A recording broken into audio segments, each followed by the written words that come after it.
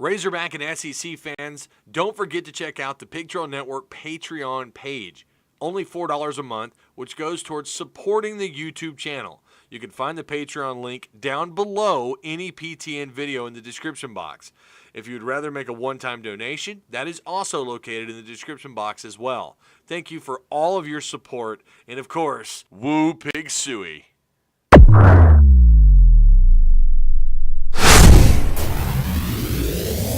Yo, what is going on, Arkansas Razorback fans, SEC fans everywhere? Welcome. This is, of course, the one, the only Pig Trail Network. I'm its host and creator, Tyzilla83. You already knew all that. I don't have to tell you that every time. But for those of you who weren't aware, welcome.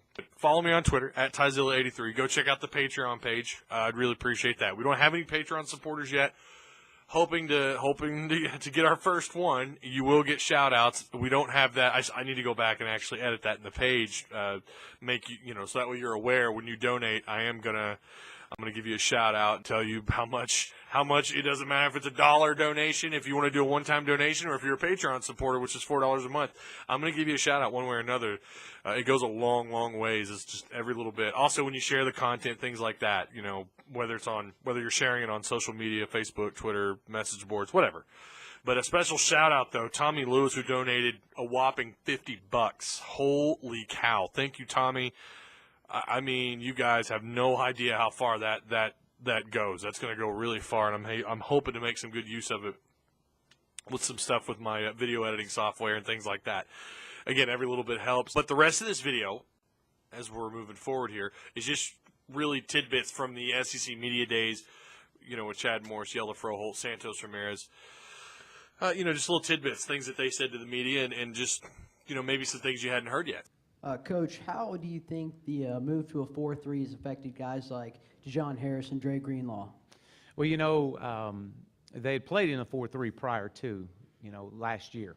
And, you know, being able to hire John Chavis as our defensive coordinator and transition back into the 4-3 and to watch these guys adjust and adapt to the style that Coach Chavis is bringing in. The aggressive style has been really exciting to see. I feel like that we're built for the 4-3. But when I say 4-3, I mean, let's say this. Let's back up just a few minutes because, you know, if you know anything about Coach Chavis, he's very much so of transitioning. We'll go to some 3 down at time, but we'll base out of a 4-3, but very multiple. So I'm excited, and it really, I know our players are as well. Coach Chavis, I love his aggressiveness, you know, and I love his confidence on the defense side of the ball. You know, him bringing the 4-3 in and the talent that we have, man, and the pressure that he brings with the 4-3. You know, I feel like they can really make us a dominant defense, you know, and the fact that, you know, this is we have one of the best linebacker duos in the country, in my opinion. You know, we have some great defensive linemen and some great DBs, man, and you know, he really instills that confidence within us, knowing that, hey, you just go out there and you compete and you play the game, and I'm gonna handle the rest. You know, and I really respect it from Coach Chavis, man. What's it going from kind of a run-heavy offense to more of the spread as an offensive lineman? What are the difficulties and challenges that come with that? Well, we're big guys, and we're not huge fans of running a lot. So, of course, that's the first issue we have to tackle. But other than that, as an offensive lineman, the game doesn't really change much. In the trenches, the game stays the same. The box may be clearing up a little bit since we're spreading out the ball and they have to cover the receivers. But other than that, you know, it's the same D lineman we're facing. It's the same. It's the SEC D lineman. All of them are phenomenal players, and as specific as offensive line play, maybe technique and a little bit changes, but in the end, you got to block the man in front of you. Hey, Santos, you guys won't have any expectations put on you. You'll probably be picked 6th or 7th in the West when this thing comes out. How do you guys approach that, and how much do you guys think people are overlooking some of the talent you guys do have on this roster coming back? I believe that they are overlooking a lot of talent that we have on this roster. Yes, outside looking in, they see 4-8, they want to pick us last in the SEC. But I feel like that with the new RPO game and the new defensive system that we have, we can really make a run in this SEC. You know what I'm saying? We can make a run now.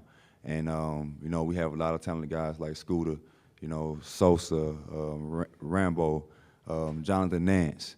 you know, our running back core, you know what I'm saying, our quarterbacks, man, and a couple more receivers, man, and a lot of other guys that, you know, we can really make a run. And we got depth, which is the first thing that we didn't really have since I've been here. You know, we have guys in the 2 deep that's just as talented as guys on the first team. So, you know, a lot of people sleeping on that, but that's okay because we know what we have, you know what I'm saying, in our family, and we're going to show it, you know, starting with the first game. Ever since Cameron been here, he's been very coachable. And safety, I feel like always been his natural position. And him moving to safety, really, it wasn't something that was very difficult for him. He's aggressive. He's going to put his nose in the box. He's going to make the tackles. You know, he's put on size this summer. I think he's up to 204, 205 now. He's a very smart kid, you know, and he has great hips and feet. And, you know, he's potentially going to be one of the best safeties in the conference, if not the country, by the time his senior year comes, if he's still here.